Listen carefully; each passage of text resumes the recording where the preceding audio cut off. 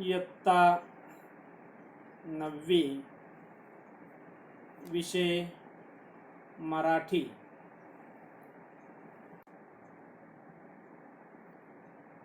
पाठ क्रमांक 5 एक होती समयी। लेखक आहेत उत्तम कांबळे, 1956। प्रसिद्ध लेखक श्राद्ध, अस्वस्थ नायक, शेवटून आला माणूस इत्यादी कादंबऱ्या। रंग माणसांचे, कथा माणसांच्या, कावळे आणि माणसं, न दिसणारी लढाई, परत्या इत्यादी कथासंग्रह। थोडं वेगळं, फिरस्ती, जगण्याच्या जळत्या वाटा, पावलानेच बनते वाट इत्यादी ललित लेखन। पाचव्या बोटावर सत्य, किनाऱ्यावरचा कालपुरुष, खूप दूर पोहोचलो आपण इत्यादी कविता संग्रह प्रसिद्ध। त्यांचे आई समजून घेताना हे पुस्तक लोकप्रिय आहे। साहित्य निर्मितीसाठी तसेच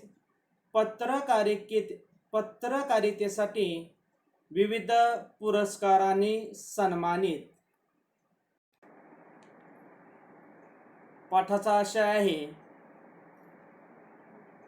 आदिवासी भागात पूर्व प्राथमिक शिक्षणाची गंगा घरोघरी पोचवण्यासाठी त्यांनी आपले अवघे आयुष्य वेचले अशा समाजसेविका व शिक्षण तज्ज्ञ अनुताई वाघ यांच्या कार्याचा परिचय प्रस्तुत पाठातून लेखकांनी करून दिला आहे।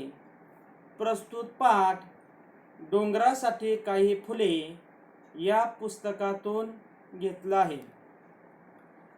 तर विद्यार्थी मित्रांनो, आपण उत्तम कांबळे यांचा एक होती समयी या पाठाचा त्या ठिकाणी आढावा घेत आहोत।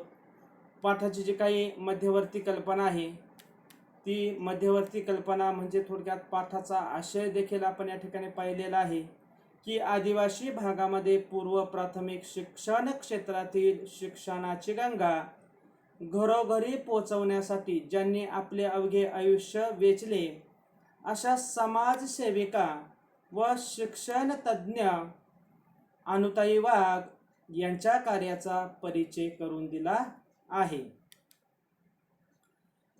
काही माणसं वादळ झेलतात आणि पचवतात, पुढं विशाल सागराचं रूप धारण करतात।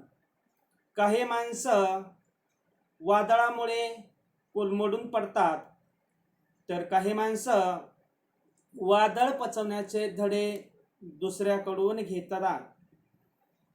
या ठिकाणी प्रत्येकाच्या आयुष्यामध्ये वेगवेगळ्या प्रकारचे जे काही प्रसंग निर्माण होत असतात, त्या प्रसंगानुसार त्या व्यक्तीला त्या ठिकाणी कार्य हे करावं लागतं।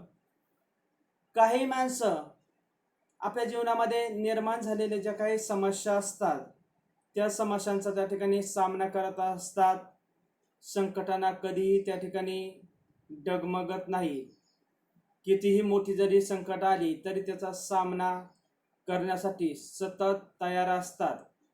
तर काही माणसं संकटांना घाबरत असतात, काही माणसं दुसऱ्याचा सल्ला घेऊन त्या ठिकाणी ती संकट सोडविण्याचा सतत त्या ठिकाणी प्रयत्न करत असतात।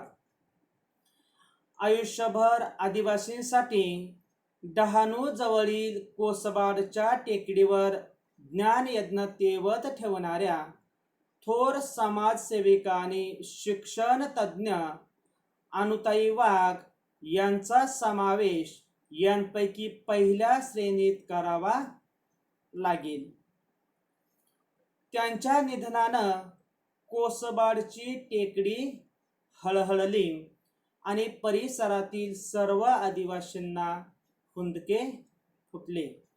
या ठिकाणी थोर समाजसेविका या ठिकाणी ज्ञानदानाचं कार्य सतत त्या करत होत्या.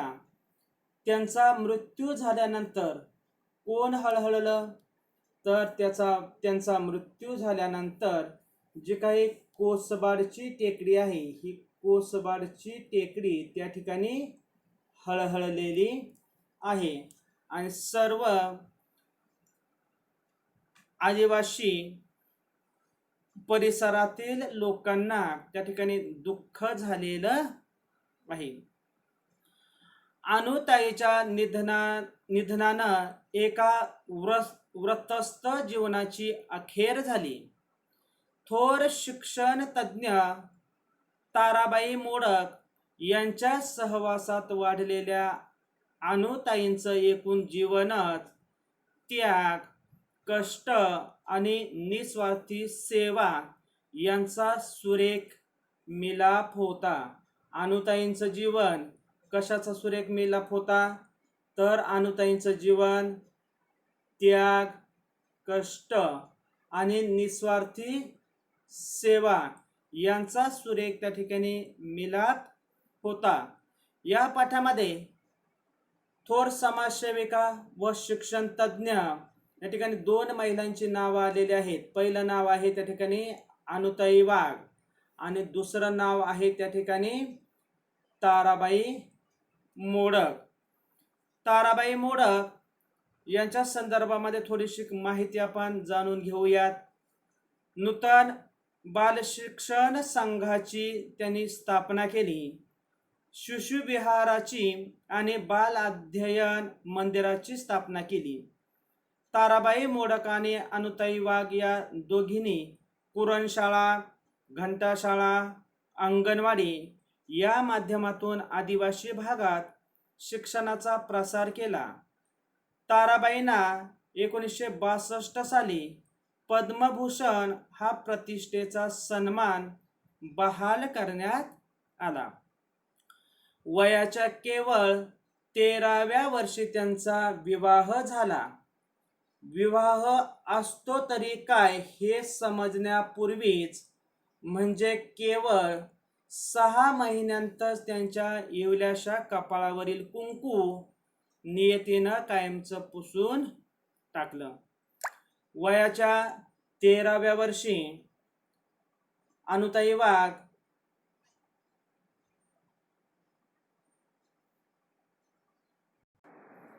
यांचा विवाह त्या ठिकाणी झालेला होता. विवाह म्हणजे नेमकं काय असतं, लग्न म्हणजे काय हे कळण्याच्या वयाच्या अगोदरच त्यांचा विवाह झालेला होता आणि विवाह झाल्यानंतर 6 महिन्यातच त्यांच्या पतीचं त्या ठिकाणी निधन झालेलं होतं. आणि जणू काही जी काही नियती आहे त्या नियतीने येवल्याशा कपाळावरील त्यांचं जे काही कुंकू आहे ते कुंकू त्या ठिकाणी कायमचंच पुसून टाकलं. भातुकलीचा खेळ मोडला, पण छोट्या अनूनं आभाळा एवढं दुःख पचवलं. भातुकलीचा जो काही खेळ आहे, लहान मुलं मुली जो खोटा खेळ त्या ठिकाणी खेळतात त्याला त्या ठिकाणी भातुकलीचा खेळ असं म्हटलं जातं. परंतु आभाळा एवढं दुःख मात्र या ठिकाणी त्यांनी पचवलं. कोलमडून टाकणारं वादळ पचवलं. ताराबाईंनी त्यांच्या डोळ्यांतील अश्रू पुसले. दुःखाचा डोंगर टाचेखाली चिरडत अनुताई मोठ्या जिद्दीनं उभ्या राहिल्या, त्या कधीही पराभूत न होण्यासाठी. आता या ठिकाणी अनुताई वाघ यांनी खऱ्या अर्थानं आपल्या आयुष्याची सुरुवात संघर्षमय कशा पद्धतीनं केलेली आहे हे या अनुषंगानं आपल्याला सांगता येईल.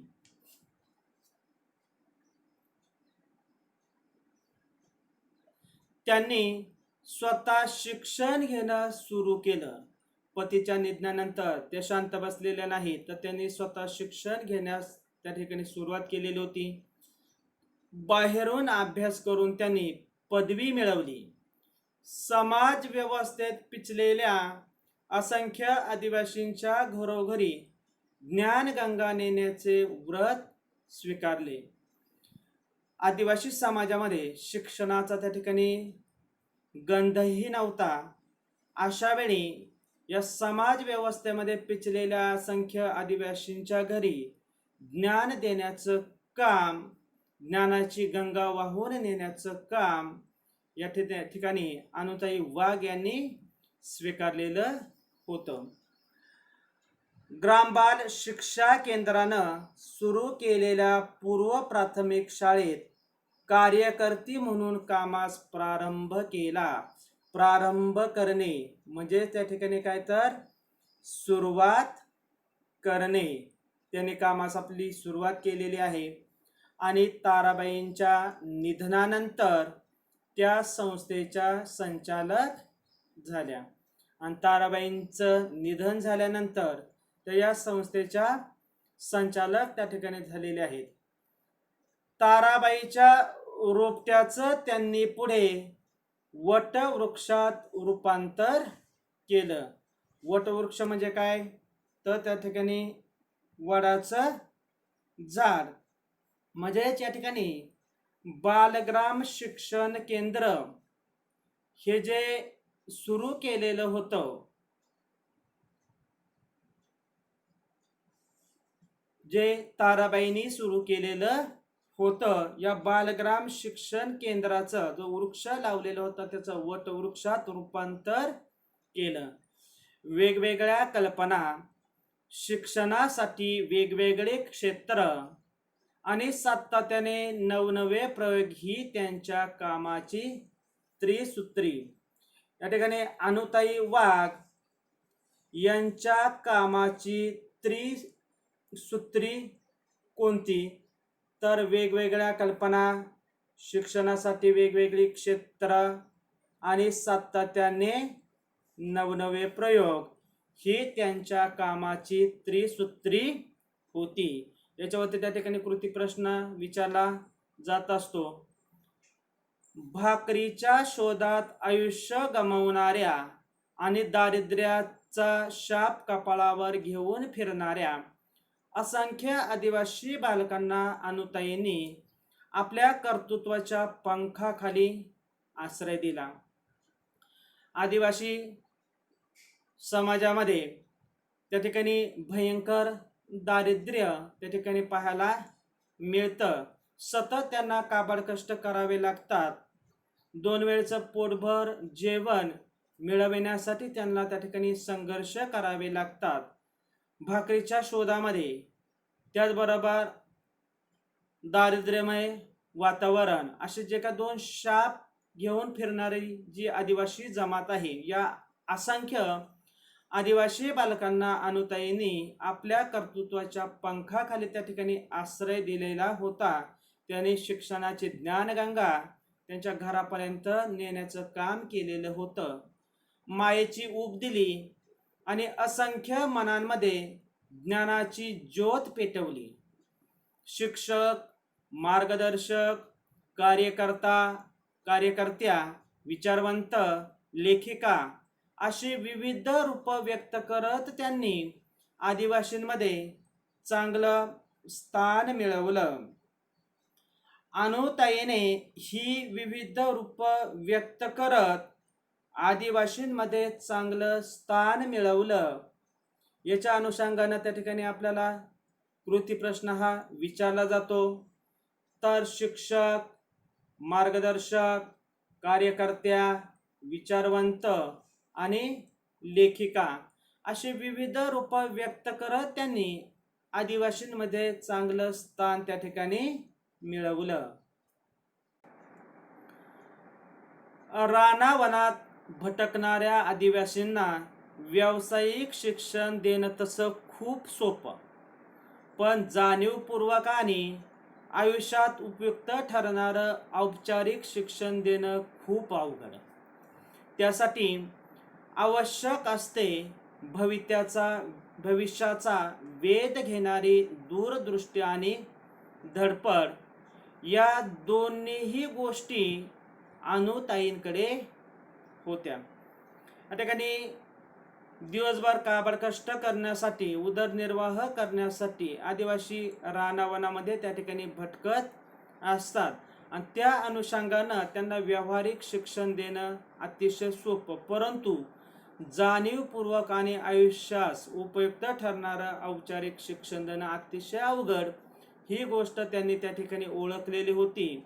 आणि त्यासाठी भविष्याचा वेध घेणारी दूरदृष्टी आणि त्या ठिकाणी त्यासाठी केली जाणारी धडपड या दोन्ही गोष्टी अनुताईंकडे होत्या. त्यामुळे त्यांना वेगवेगळे प्रयोग करताना कसलीच अडचण भासली नाही की पाश्चिमात्यांचा अभ्यासक्रम भाषांतरित करावा लागला नाही. प्राथमिक शिक्षण म्हणजे एकूणच शिक्षणाचा आणि आयुष्याचा भक्कम पाया असावा लागतो याचं भान त्या कधीच विसरल्या नाहीत की शिक्षणाच्या दिशाहीन प्रसाराचा ध्यास त्यांनी धरला नाही. आपल्या मंद प्रकाशात मंदिर उजळून टाकणाऱ्या समयीप्रमाणे अनुताईंनी काम केलं. आता या ठिकाणी पाठालाच नाव दिलेलं आहे की एक होती समयी. भविष्याचा वेध घेण्यासाठी दूरदृष्टी आणि धडपड या गोष्टी अनुताईंकडं त्या ठिकाणी होती. आणि त्याच कारणामुळं की जशा पद्धतीनं एखादी समई अंधारामध्ये पेटवल्यानंतर छोटीशी समई सुद्धा संपूर्ण अंधार दूर करण्यासाठी उपयोगी पडत असते, तशाच पद्धतीनं आदिवासींच्या समाजामध्ये जो समाज दारिद्र्यामध्ये खितपत पडलेला होता, अज्ञानामध्ये खितपत पडलेला होता, त्यांना ज्ञानाच्या प्रकाशानं प्रज्वलित करण्याचं काम एखाद्या समयीप्रमाणे अनुताई वाघ यांनी त्या ठिकाणी केलेलं दिसून येतं. तर विद्यार्थी मित्रांनो, आज आपण पाठाचा एवढाच भाग त्या ठिकाणी अभ्यासणार आहोत. यांच्या अनुषंगानं जे काही कृती प्रश्न आहेत ते कृती प्रश्न आपण पाहूयात. कृती प्रश्न पहिला आहे, आकृती पूर्ण करा. अनुताईंचं जीवन एकूणच अशा प्रकारचा सुरेख मिलाप होता. या कृती प्रश्नाची उत्तरं 3 आहेत. पहिलं उत्तर त्याग, दुसरं उत्तर कष्ट, तिसरं उत्तर निस्वार्थी सेवा. दुसरा कृती प्रश्न आहे, आकृती पूर्ण करा. उतार्यात आलेल्या समाजसेविकेचे नाव लिहा. उतार्यामध्ये 2 समाजसेविकेची नावं आलेली आहेत. उतार्यात आलेल्या समाजसेविकेचे नाव, पहिली समाजसेविका आहे अनुताई वाघ आणि दुसरं उत्तर ताराबाई मोडक. पुढील कृती प्रश्न आहे, कृती करा. अनुताईच्या निधनाचे परिणाम सांगा. उत्तर आहे, अनुताईंच्या निधनाचे परिणाम. पहिला परिणाम आहे, कोसबाडची टेकडी हळहळली आणि दुसरा परिणाम आहे, परिसरातील सर्व आदिवासींना हुंदके फुटले. पुढील कृती प्रश्न आहे, कृती पूर्ण करा. अनुताई यांच्या कामाची त्रिसूत्री. उत्तर आहे, अनुताई यांच्या कामाची त्रिसूत्री. पहिलं उत्तर वेगवेगळ्या कल्पना, दुसरं उत्तर नवनवे प्रयोग, तिसरं उत्तर शिक्षणासाठी वेगवेगळी क्षेत्र. पुढील कृती प्रश्न आहे, आकृती पूर्ण करा. अनुताईने ही विविध रूपं व्यक्त करत आदिवासींमध्ये चांगलं स्थान मिळवलं. त्याचं उत्तर आहे, अनुताईने ही विविध रूपं व्यक्त करत आदिवासींमध्ये चांगलं स्थान मिळवलं.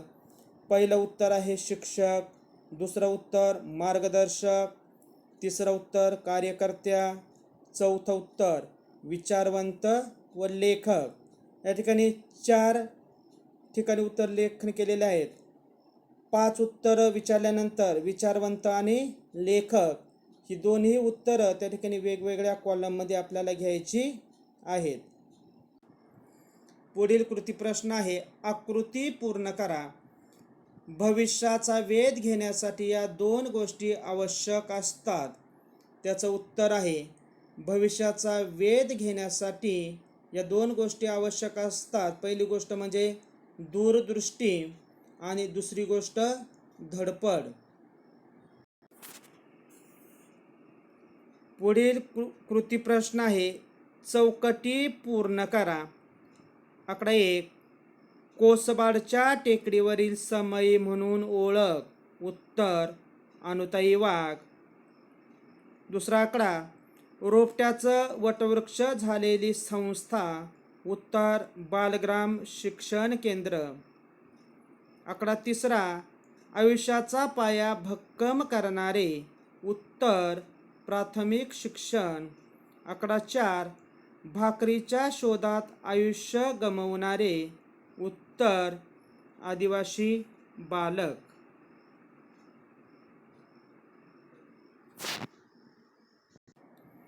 पुढील कृती प्रश्न आहे, आकृती पूर्ण करा. आदिवासींना हे शिक्षण देणे सोपे आणि हे शिक्षण देणे अवघड.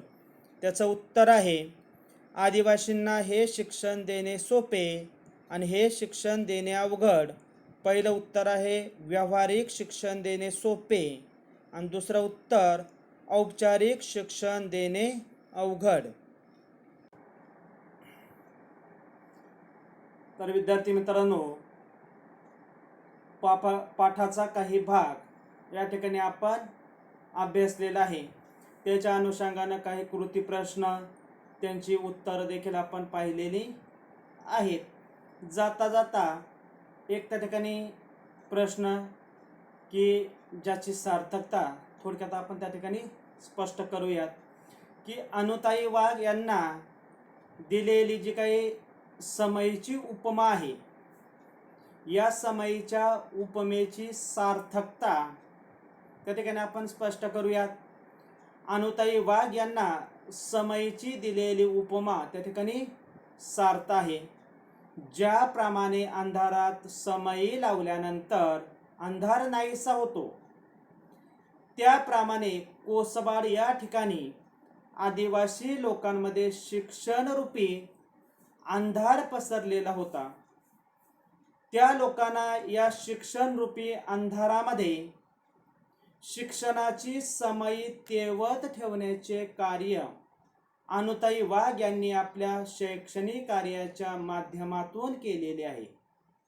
तेथील लोकांपर्यंत ज्ञानगंगा पोचविण्याचे अमूल्य असे कार्य ताईंनी केले आहे. म्हणून आदिवासी लोकांच्या शिक्षणरूपी अंधारातील समई ताईंना संबोधले आहे आणि ते सार्थक आहे. तर आज आपण याच ठिकाणी थांबूयात.